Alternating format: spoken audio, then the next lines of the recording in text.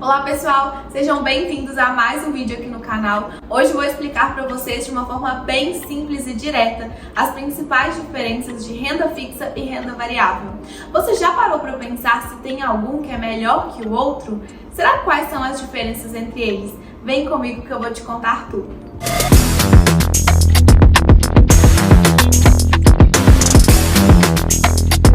Bom, o próprio nome diz, renda fixa, renda variável é o que varia, né? Eu não vou entrar aqui em detalhes sobre a renda fixa não ser fixa, tem um vídeo aqui no canal especialmente falando sobre isso. Então, se você tem dúvidas sobre o assunto, volta lá que eu expliquei tudo direitinho sobre a renda fixa na prática não ser de fato fixa. Mas aqui vamos considerar que a renda fixa é fixa e a renda variável é aquilo que varia. E quando eu falo que a renda fixa, é porque no momento que eu vou fazer o investimento, eu já vou saber exatamente quanto que eu vou receber. A taxa ela pode estar atrelada ao CDI, que é a taxa pós-fixada, ela pode estar atrelada ao IPCA+, que é a inflação, mais uma taxa pré-fixada, ou pode ser uma taxa pré-fixada, aquela que eu já sei exatamente ali uma taxa fechada, qual vai ser até o vencimento. Então, eu tenho aí essas três opções na renda fixa.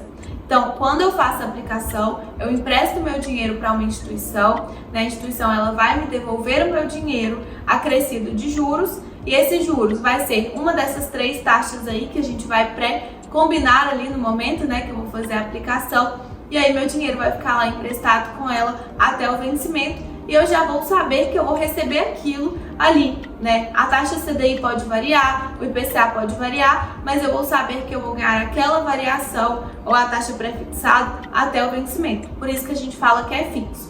Já na renda variável, não. Na renda variável, a gente entra no risco 100%. E o que isso quer dizer? Quando eu entro, quando eu compro uma ação ali de uma instituição, eu estou entrando como sócio da empresa. Então, se a empresa continuar reportando bons resultados, a tendência é que a ação valorize e com isso eu ganho dinheiro. Mas, se a empresa começar a passar por dificuldades, reportar resultados ruins, passar por um cenário ali difícil, pode ser que a ação caia e com isso eu perca dinheiro. Então, ali eu não tenho garantia nem do valor principal que eu coloquei na empresa. Mas e aí, qual que é melhor? Tudo vai depender sempre, como eu falo, do seu perfil e dos seus objetivos. Mas nesse caso, independente do perfil e objetivos, a gente sempre vai ter que ter uma boa diversificação na carteira de investimentos, sempre alinhado com uma estratégia. Então pode ser que, de acordo com o seu perfil, seja indicado um percentual maior de renda variável do que de renda fixa, ou vice-versa. Tudo vai depender do que você está buscando, do seu apetite a risco, para que a gente entenda o que faz mais sentido para você. Inclusive, se você tiver dificuldade de entender qual é o seu perfil ou querer entender mais, eu vou deixar aqui na bio um link para que você entre em contato com um de nossos assessores para que eles possam te auxiliar a entender mais sobre o seu perfil de investidor e os seus objetivos. E por que é importante diversificar? Por que eu não coloco tudo lá naquele investimento que parece ser o melhor do momento? Ou se não coloco tudo lá na renda fixa? Por que eu não posso fazer isso? Na verdade, quanto mais diversificada estiver a nossa carteira entre ativos que são descorrelacionados, melhor tende a ter ali o nosso retorno no longo prazo. Isso acontece porque a gente diminui o risco não sistêmico. Então já vou explicar aqui para vocês o que é esse tal de risco não sistêmico. A gente tem dois tipos de risco.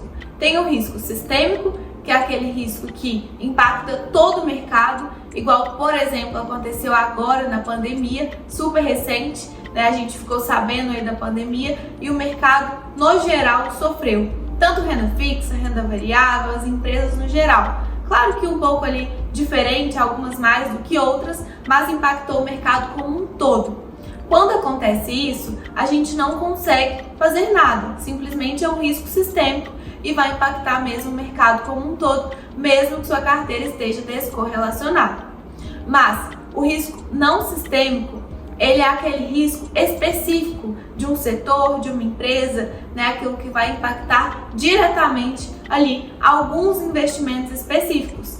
Então, quando você consegue montar uma carteira que é descorrelacionada, ou seja, tem ali investimentos de diferentes classes, de diferentes setores, isso vai fazer com que o seu risco não sistêmico diminua. Então, se acontecer alguma coisa com o setor, com uma empresa em específico, vai impactar somente um pedacinho da sua carteira de investimentos.